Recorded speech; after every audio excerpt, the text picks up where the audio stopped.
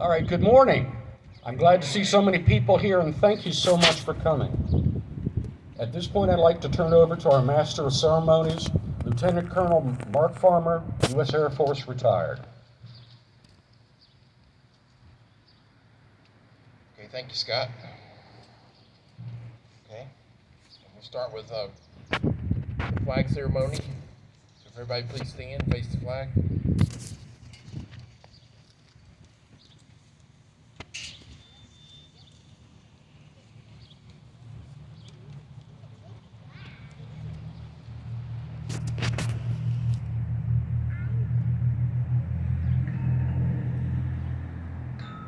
And salute or hand over your heart, depending on what you prefer.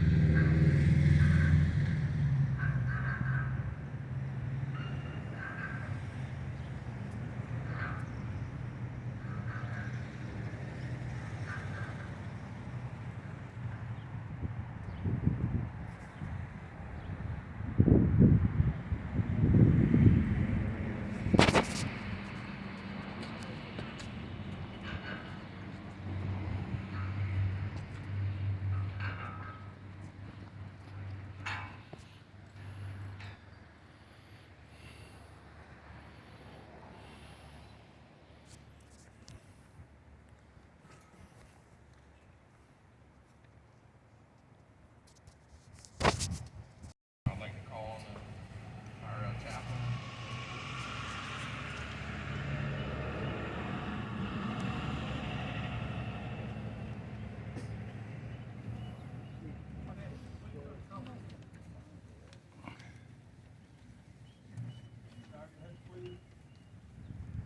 All-powerful God, we honor today those men and women, our sons and daughters, husbands and wives, fathers, brothers, sisters, mothers, who have laid down their lives for our country, whether weary or involved, quiet or defiant, vulnerable or ready to be called them home.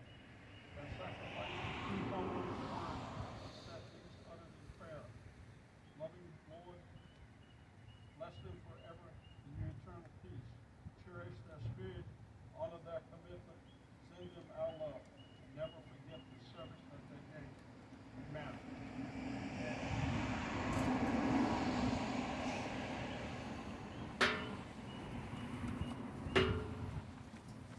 Okay, now face the flag, hand on your heart. Pledge allegiance to the flag of the United States of America and to the republic for which it stands, one nation, under God, indivisible, with liberty and justice for all.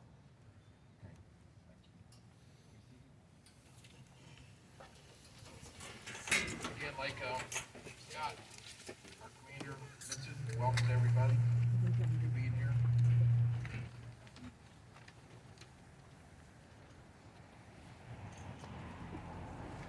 Just something I want to read. If you don't remember anything after today with this, remember this. Today's the most expensive holiday on the calendar. Every hot dog, every burger, every spin around the lake or drink with friends and family is a debt purchased by others. This is not about all who served, That day comes in the fall. This one is in honor of those who paid in life and blood, whose moms never saw them again, whose dads wept in private, whose wives raised kids alone, and whose kids only remembered them from pictures. This isn't simply a day off. This is a day to remember that others paid for every free breath you ever get to take. Freedom. Thank you.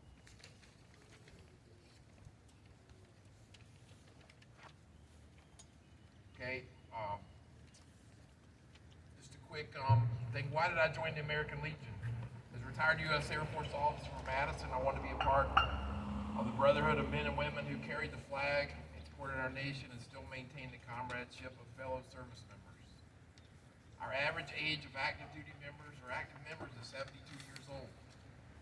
Scott and I are a few of the younger ones. Whether you served or you have a family member who served, we have a Sons of the American Legion where you can join as well.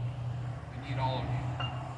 We meet the first Tuesday of every month at 7 o'clock at Post 157, which is down the street to the right. Okay, now, Scott Bennett is our current Post 157 commander. He's also a retired U.S. Navy commander, which is the same as a lieutenant colonel or 05 in the other services. Okay, I'm not going to read Scott's full bio because that's why you have the handout. Please read that and see what all Scott's done for the station. But I'd like to welcome Scott Bennett, our commander. Thank you.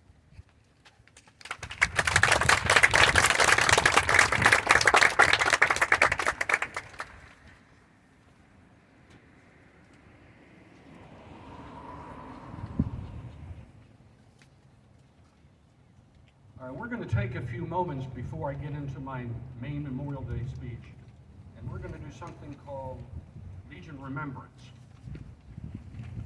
We're going to basically read the names of past members of our post that have passed away in the last 10 years. Ladies and gentlemen, it is my sad duty to report the following comrades have been called Remembrance and brought reports to the right John Nelson Home,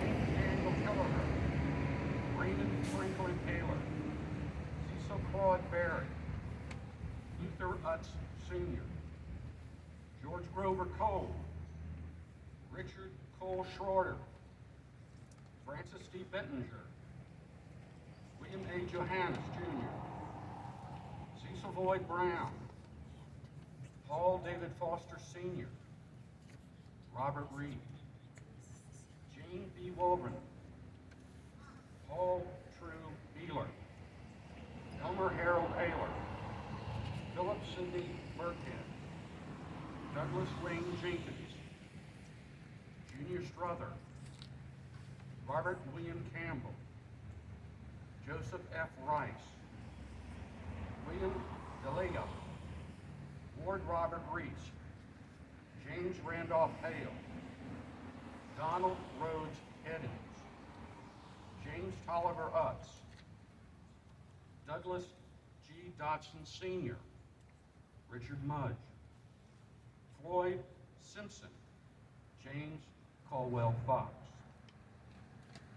Stephen J.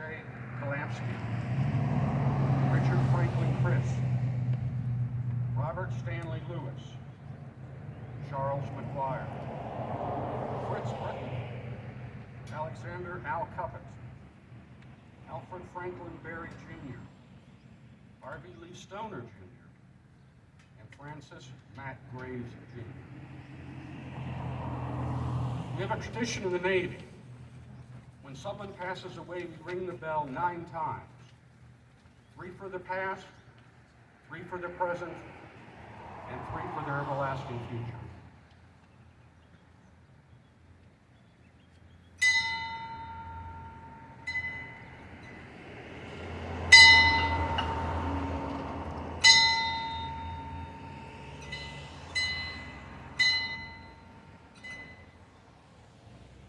It's not cooperating.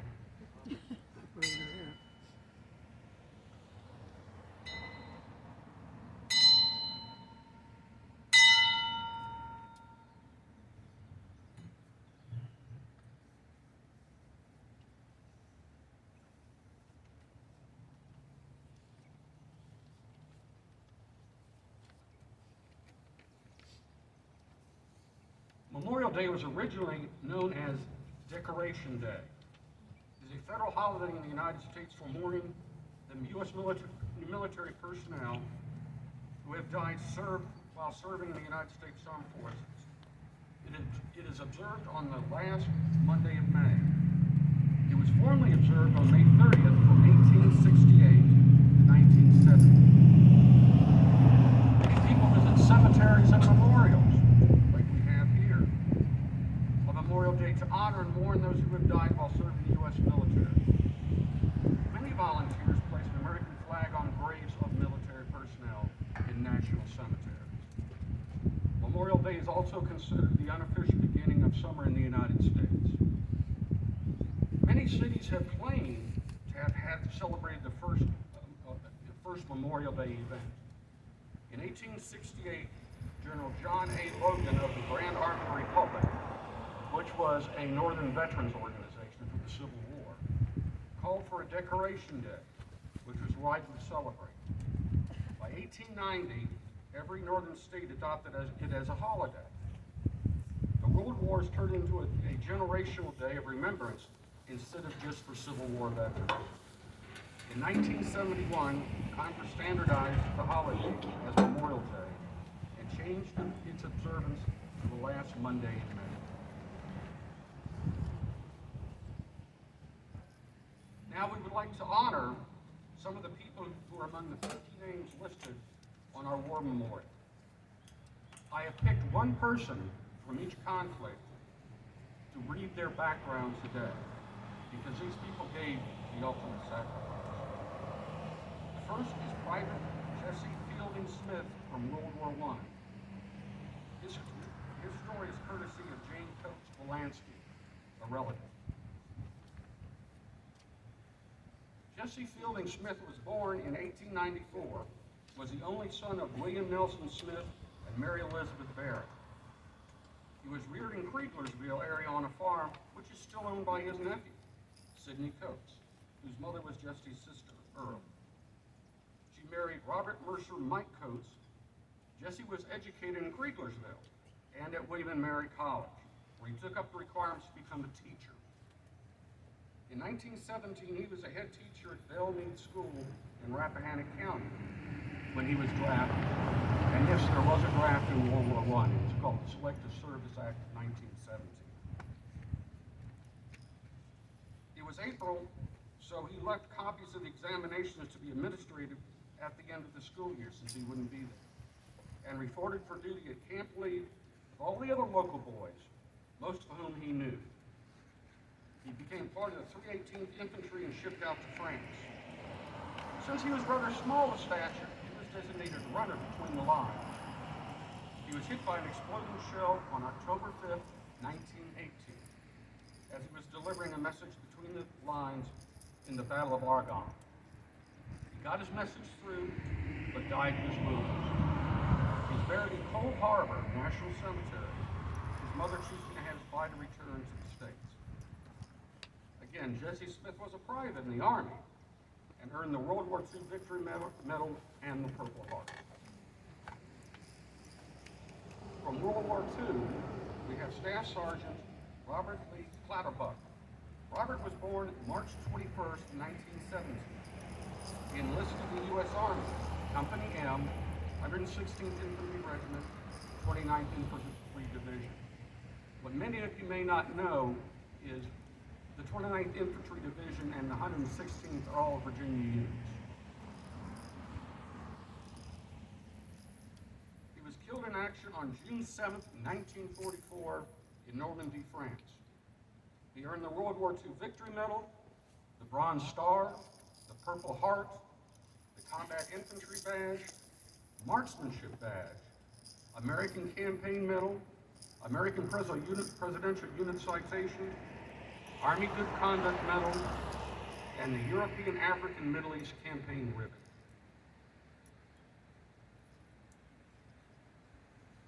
From the Korean War, Corporal Archer W. Dyer enlisted in the Army with the 27th Infantry Regiment, 25th Infantry Division, and was killed in action on September 20th, 1950 in South Korea.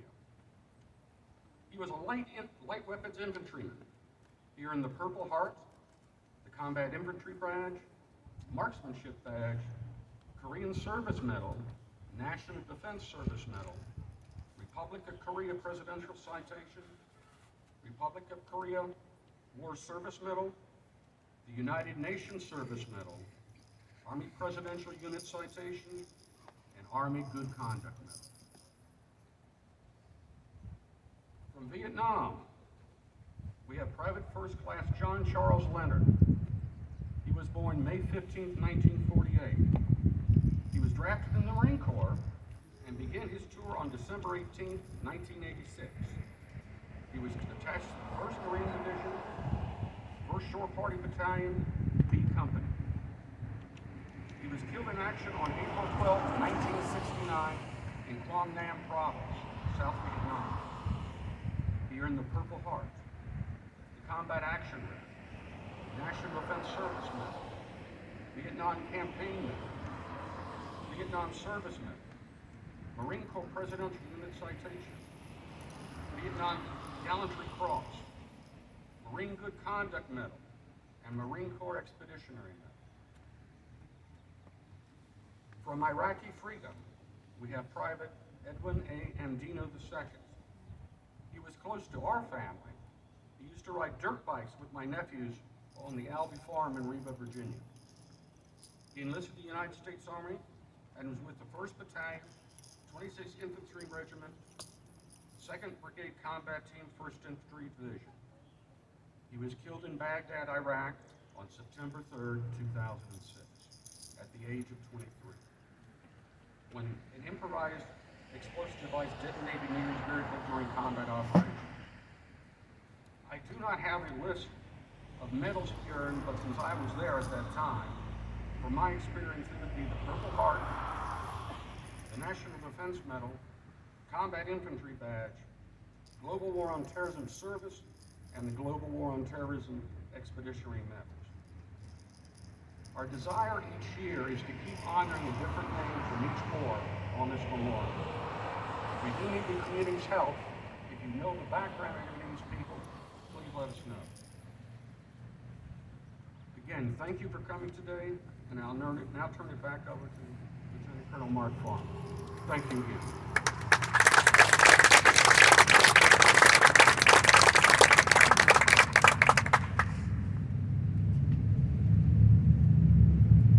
And now we'll have the presentation of the memorial wreath by Andino Ii.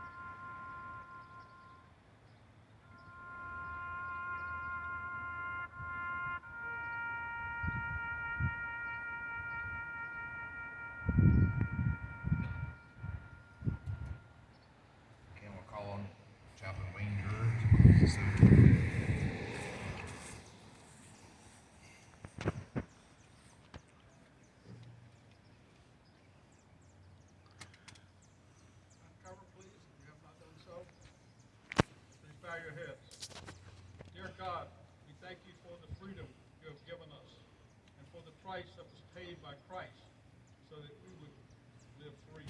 We remember today the cost of it all, the great sacrifice of freedom. Thank you for the brave men and women who have fought and continue to fight so courageously for our nation. We ask for your covering and your blessing over them and their families. We pray that you would be gracious in encircling with peace. We pray for your favor, goodness, and elevation in our lives.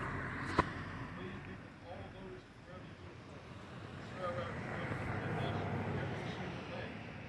We ask that you provide your protection, that you be a guiding force and lead the way to where the real God who keeps them safe from behind. We ask that you would draw near to them, to yourself, Lord, in the midst of the danger they face in the dark world. You are the truth, the way, and the light. Amen.